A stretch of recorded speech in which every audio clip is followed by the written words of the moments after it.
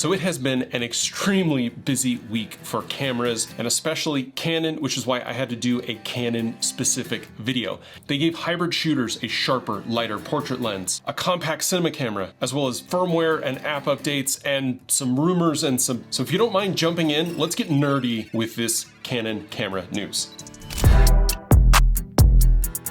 First, let's start with the lens that portrait shooters like me have been waiting for, a premium 85 that doesn't break your back or your budget. But there's a caveat. So Canon's new RF85 f1.4 VCM is a hybrid prime designed for both photo and video that lands at $1,649 here in the United States. That's nearly half the cost of the 1.2 version of their RF85L. And this is the fifth entry into Canon's VCM series, along the 20, the 24, the 35, and the 50 1.4. It's got a similar physical footprint, it's got a 67mm filter thread, and again, as a hybrid lens, it's designed to be swappable on rigs, on gimbals, and have a minimal need for changing anything out. Weighs in at 636 grams or 1.4 pounds. It uses the VCM or voice coil motor for quick, quiet autofocus, and it's built like a proper L series, right? It's weather sealed. It's got 14 elements, 10 groups, an 11 blade aperture. It's got an air sphere coating to reduce flare and ghosting,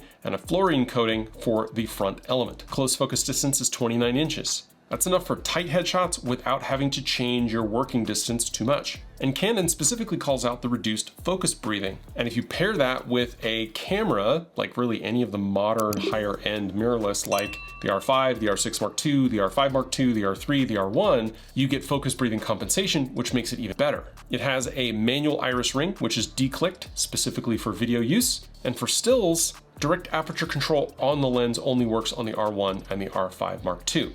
One thing to note, there is no optical stabilization in this lens. You are going to have to rely on the IBIS in the camera.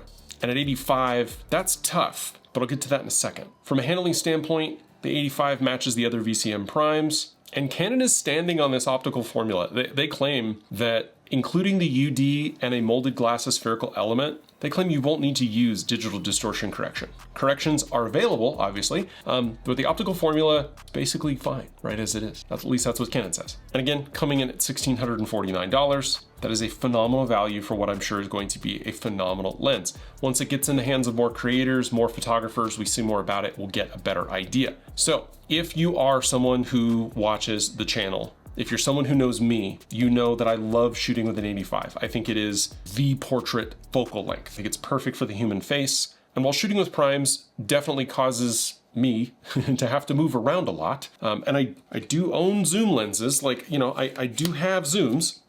The 85 1.4 is my workhorse. And I chose the 85 1.4 specifically because I felt that the 1.4 aperture, the separation power, the light gathering power was a wonderful place when comparing it to, at the time, the EF 1.2, which was a much heavier, much more expensive lens that, unlike this one, did not have image stabilization. And I'm very glad that I made that choice because the 85 1.2 on the EF side also didn't support some of the newer autofocus technologies that this lens, even though EF, does when matched with an RF body. And while the image stabilization does not communicate directly to the IBIS in the camera, it does an exceptionally good job. And again, for what I paid for it, I think this was $1,300, and I've had this lens for now 8 or 9 years. This has made its cost back many, many times.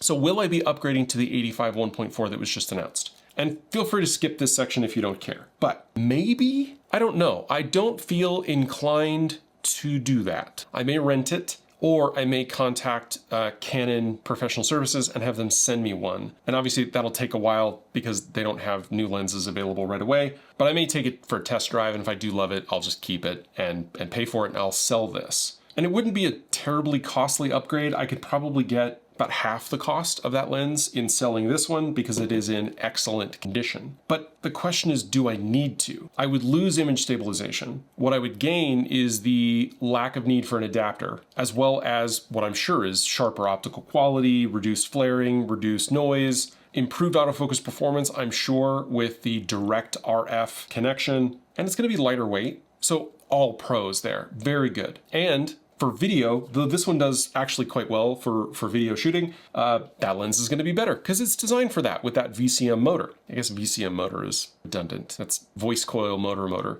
With the voice coil motor, that lens designed for hybrid shooters like me, it's going to do a lot better. But I'm torn. I'd be curious to know what you all think down in the comments. This lens shoots 80% of my photography clients, and it does great. Should I upgrade? Let me know. Let me know what you think down in the comments.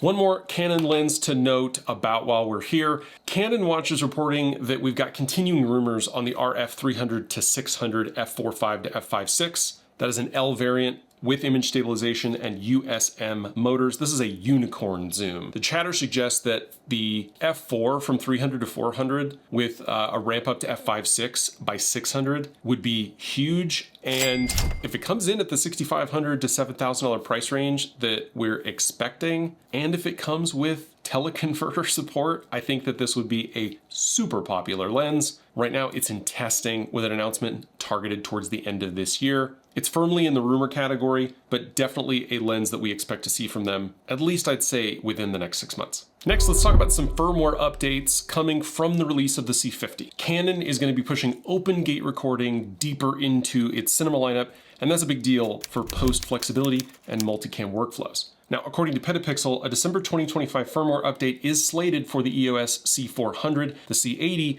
and the C70, as well as the R5C. And let's put a pin in the R5C for a quick second, because we're going to come back to that. But the headline feature is that we'll be getting full frame 3.2 open gate recording, specifically on the C400 at 6000 by 4000 and 30p, allowing it to use the full sensor area for reframing, stabilization, and delivery in multiple aspect ratios. The C400 will also gain the ability to capture cinema raw light in HQ, ST, and LT to a CF Express, while simultaneously recording proxies to an SD card. Other improvements include an assignable button, or at least options to assign more buttons, and an improved joystick response for the C400 and the C80. Also expecting HDMI view assist modes for the C80, the C70, and the R5C. All four will be getting enhanced focus peaking to avoid the washing over display at high ISOs. That's when the kind of the noise from your higher ISO causes really can't tell the difference between focus peaking and what you're seeing in your lens. Improved peripheral border display, support for the new Cine Servo lenses, plus various bug fixes. Canon says to expect the firmware by December 2025.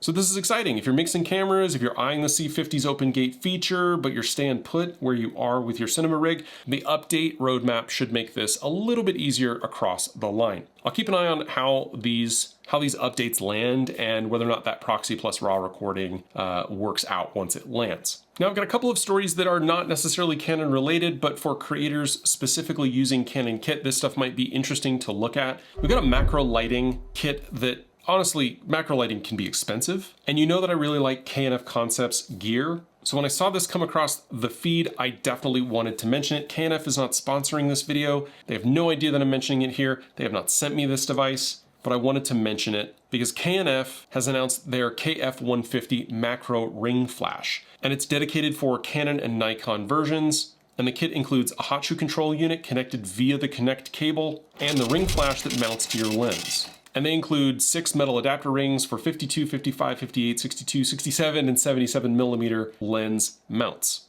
Now, the flash uses 2 nearly fully semicircular tubes on the left and the right side. It's got radio control plus 2 LEDs at the top and the bottom that act as kind of AF assists or kind of like modeling lights. So you can see, right? Controls are straightforward. It's got TTL, it's got manual, it's got multi-strobe, all the things you'd expect from a flash system. It's got a backlit LCD, and the power comes from 4 AA batteries. There's also a sync port and an external power socket. But at less than $150 for macro shooters, if you're comfortable with manual flash and you do a lot of up-close manual work on products, insects, flowers, just there's so much cool stuff that you can do in the macro world, but sometimes lighting can be very difficult, especially if you're not in a controlled studio environment. And so something like this, under $150 with TTL, but a dual tube system is pretty exciting. And again, I like K&F, they make good products at a good price. And I think that's important, honestly. Next, let's move from gear to talk about Apple's Capture app. So obviously we just got the iPhone 17 Pro and Pro Max, regardless of where you land on those phones or Apple in general. Personally, I thought the announcements were kind of mid, but that's fine. We're getting ProRes RAW and Genlock on the iPhone. That's a pretty big deal. And along with it, Apple's Final Cut Pro 2.0 app is gonna bring ProRes RAW capture and that Genlock support to the 17 Pro and Pro Max. This is going to allow for deeper integration with Final Cut Pro on the Mac and the iPad. This update also adds open gate recording. Open gate just seems to be that's the big thing right now, which uses the full camera sensor. So you get a wider field of view, more flexible reframing at resolutions beyond DCI 4K that you traditionally would. Apple's media engine is also leveraging its internal computational power to keep ProRes RAW files under, I guess, in check. I generated a 40-minute video with ProRes, not ProRes RAW, just ProRes log out of my 16 Pro Max. 40 minutes, it was 200 gigabytes.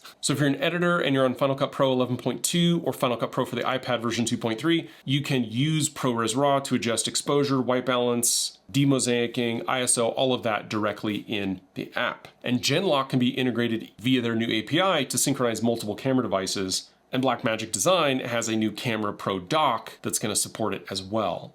So if your creator already lives in the iPhone to Final Cut Pro workflow where ProRes RAW and Genlock are real for you, let me know if that makes it a more legitimate B or C camera. And the reason that I bring it up in this video in particular is because for a lot of us who shoot on Canon, when we're leveraging the RAW capability, especially if you're using Atomos recorders, you're traditionally going to be recording onto ProRes RAW, and ProRes RAW just became available in DaVinci Resolve. So there's just a lot of news right now about using ProRes RAW. Now with the iPhone, for a while we've been doing it using the Atomos recorders on our Canon cameras, and now we can use it out of the iPhone 17 Pro Max when it gets into everyone's hands with the new Final Cut Pro 2 app. And that's why I wanted to include it in this video. But shifting back to the Canon world, I want to talk about the R6 Mark III because people online seem to be a little frustrated, especially the folks over at Canon Rumors and Canon Watch, suggesting that the R6 Mark III might get a September 15th soft release. There were a lot of people out there that thought that we were going to see the R6 III this week with the C50. I was pretty confident that wasn't going to happen, but I still feel pretty confident that if the R6 III does get announced on September 15th, that we may also see the R7 Mark II along with it. And the specs, the rumored specs on the R6 Mark II, the R6 Mark III, remain the same. They've pretty much locked in, which is that we're getting a 32 megapixel sensor that is not stacked and that is not backside illuminated, but that this camera would adopt the ergonomics that we see in the R5 Mark II, and that it would remain the affordable sibling of the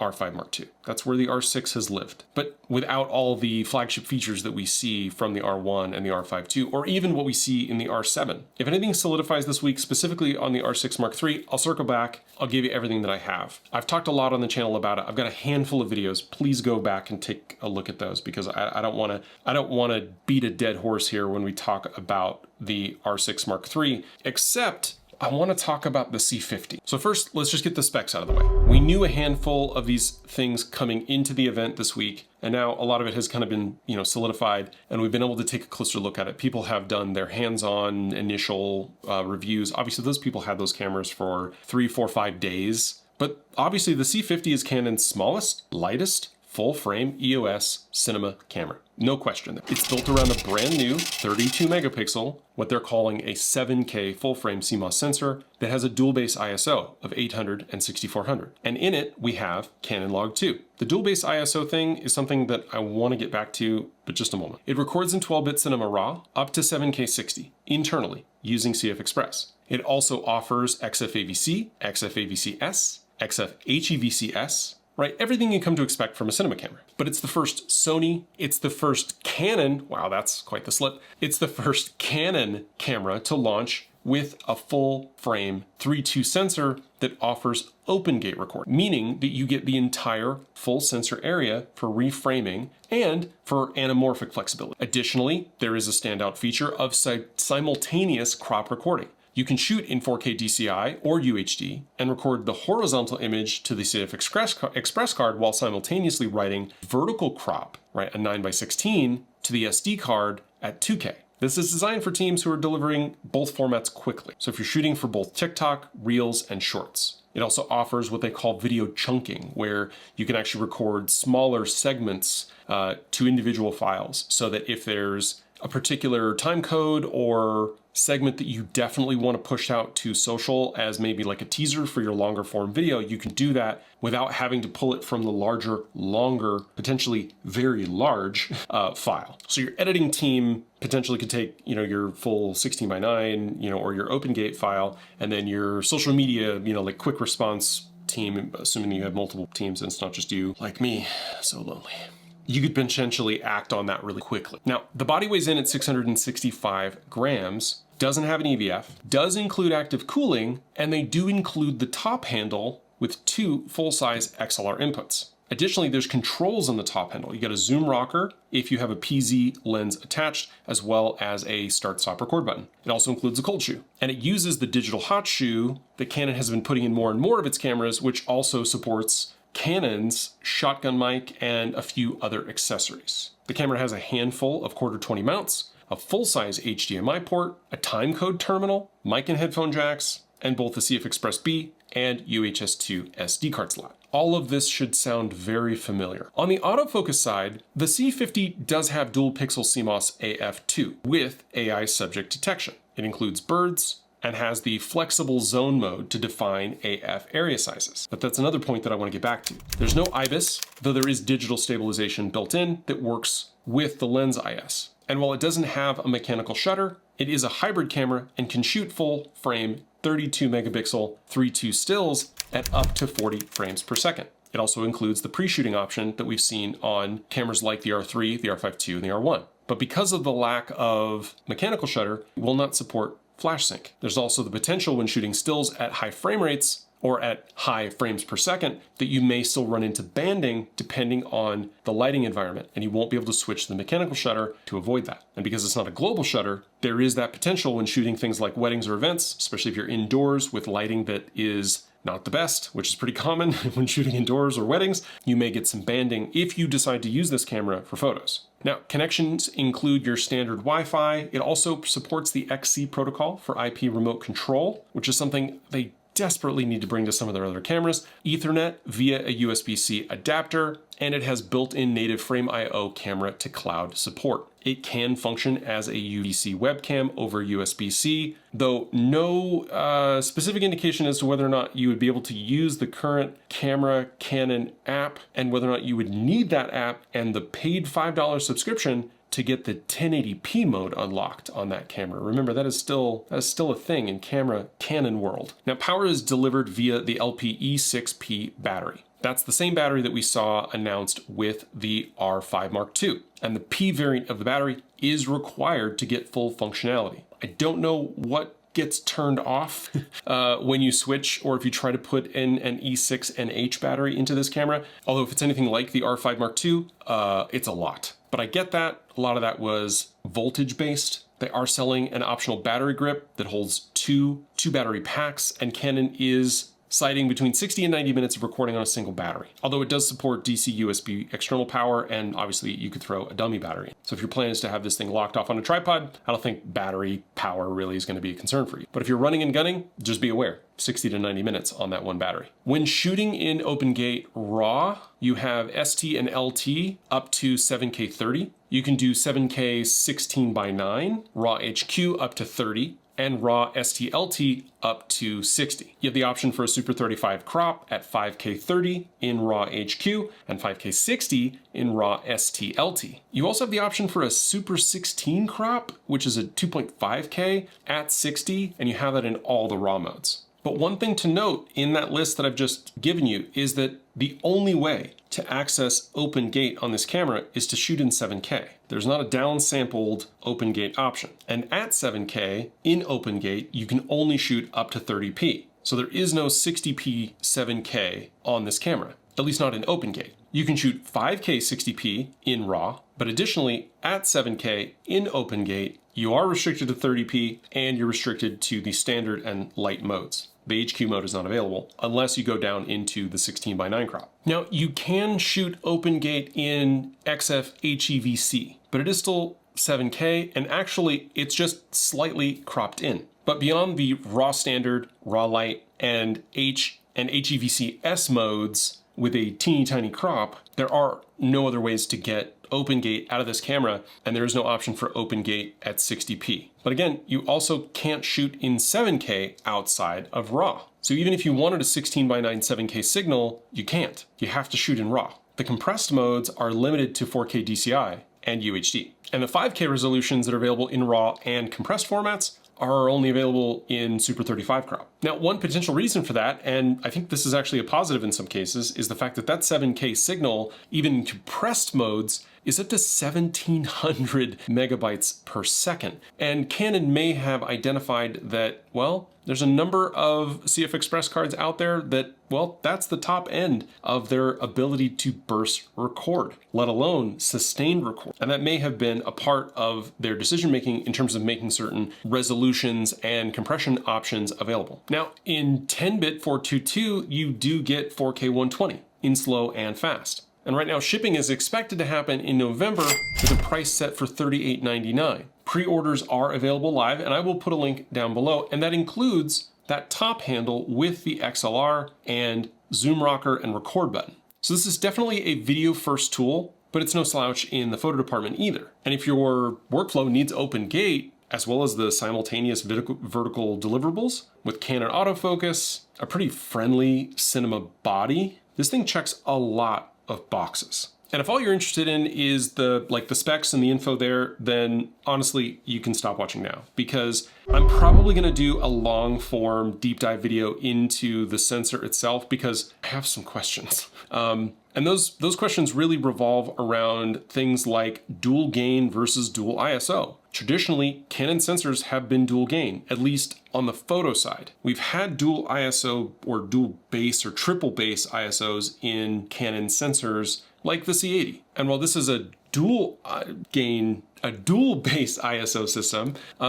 Canon seems to be getting away from its dual gain circuitry for a dual base ISO system. So this sensor represents kind of a shift in their philosophy. And that may beg the question from my viewers, but Joe, it's a cinema camera, and so they're gonna do cinema stuff. Except if you look at this spec list and you look at where this camera is and where it's priced and what the competition is, it begs some other questions. And that leads me to my big two questions. Number one, are these the guts of the R6 Mark III? And is this an actual successor to the R5C? Because the C50 shares the kind of spirit of the R5C, it's not really a direct replacement. The R5C had a traditional SLR body style with an EVF. It had the higher resolution 45 megapixel sensor, right? It was effectively the R5 with cooling, because the R5 overheated. You couldn't use it in a full day cinema set experience. That really wasn't what it was for. Its video features, and I know because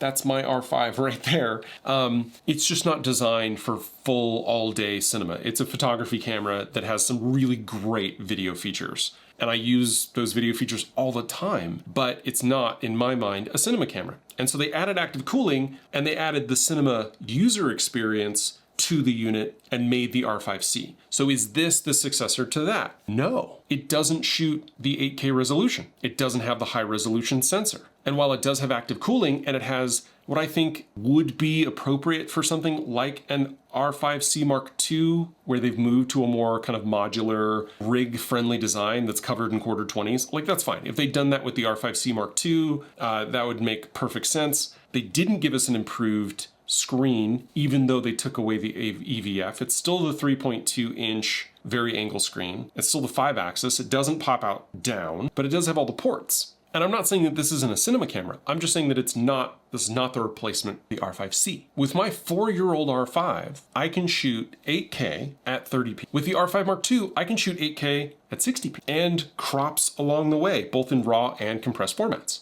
And you can't do that with this camera. I'm not really sure why. Additionally, the R5, the R5C, the R6 Mark II, the assumption of the R6 Mark III, the R1, the R3, all are running on the Digic X processor. And that powers most of the autofocus. That's where you get dual pixel autofocus from. That's how with the R3 and the R1 and the R5 Mark II, you get people priority, you get action priority, and you get this super sticky autofocus. The C50 isn't based on the Digic X. It's the DV7, which is a variant of the Digic 7 processor that was originally announced with, I think, the C300 back in 2019. Now, it's been updated. It does absolutely have autofocus 2. It has right eye, left eye detection, people detection. It has all of that stuff. But it's not as good as the R1. It's not as good as the R5 Mark II. It's probably, I would say, on par with, if not as good as the R6 Mark II, and definitely not going to be as good as the R3 and the R6 Mark III, or the R7 Mark II when it comes out. And again, maybe the answer is, well, for cinema, you don't really need that. You're not going to be using autofocus as much. You would probably be using a focus puller, or you're going to be manually doing focus. But I think for this camera in its size, and for the people that it is potentially directed towards,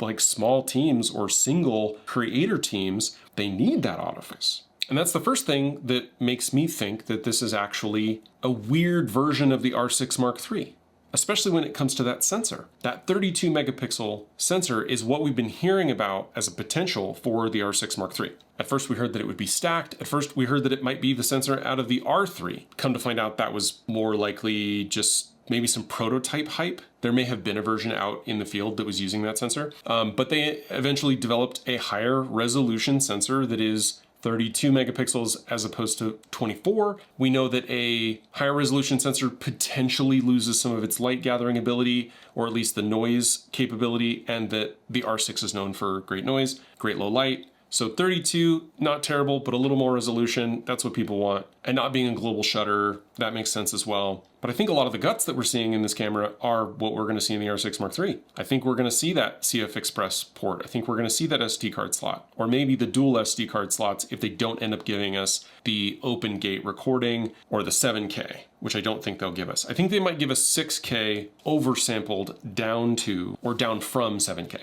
But I think they're gonna put the Digic X processor and probably the Digic accelerator in that body. So to wrap up those two questions, no, I don't think this is the direct evolution of the R5C. I think the R5C was a beautiful camera just on its own. I don't think this camera is the next iteration. That doesn't make it bad. I just want to make it clear that if the marketing seems to indicate that it is the successor to, I think that that's a weird place to position it. But I do also think that it gives us a lot of potential hints towards an R6 Mark III that I'm sure we'll get 40 frames per second shooting. I'm sure we'll get pre-shooting or pre-release capture, but I think it'll come with a shutter. I think it needs a shutter. And according to the C50 spec sheet, it only supports up to 1/2000 shutter speed, whereas the R6 Mark II, I would assume, or rather the R6 Mark III, I would assume would support up to 1/16,000th electronic and probably 1/8,000th mechanical. So you can get high-speed shooting without banding in lit environments. Because again, it's gonna be a photo camera. And that brings me to my absolute last point. And I appreciate if you stuck around. People are calling this thing Canon's FX3 Killer. For one, I absolutely think that this camera puts Canon in a much better place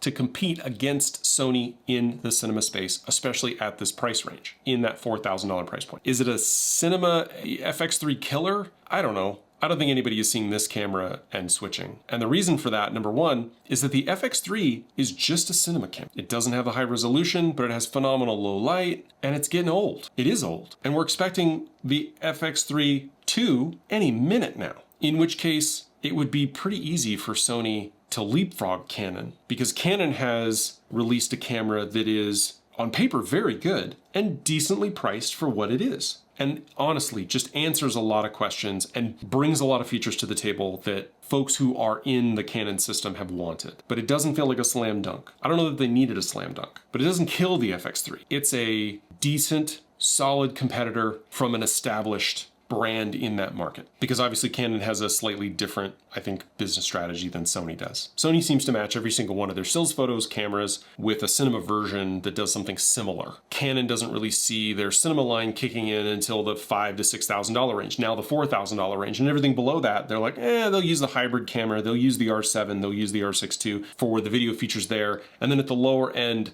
they'll bring us video cameras. That seems to be Canon's business philosophy. If it works for them, it works. This is interesting. It's nice to see. Is it an FX3 killer? No. I'd like to see him come out with something that competes against the FX2, which I think will be something more like the R6 Mark III or the video version of the R7, the R7V that we're expecting. Although again, that's going to be a crop body, whereas the FX2 is full frame. And now you have the ZR, also full frame, also cinema packed, and in a small body, although no quarter 20. Anyway, that's my rant on the C50. I think I'm gonna do a deep dive on that sensor, but if you wanna support what I'm doing here, consider becoming a channel member. It's $1. If you're looking to book a photo or video session with me, all the details are down below. I've also got links to all my gear, and using those links do support and help the channel. As always, the easiest way to support the channel is to hit like and subscribe. And if you wanna get notified when I do that sensor video, go ahead and turn the bell on. All of that is free, but it goes a long way to helping me here on YouTube. Thanks so much. I'll see you in the next one. Bye.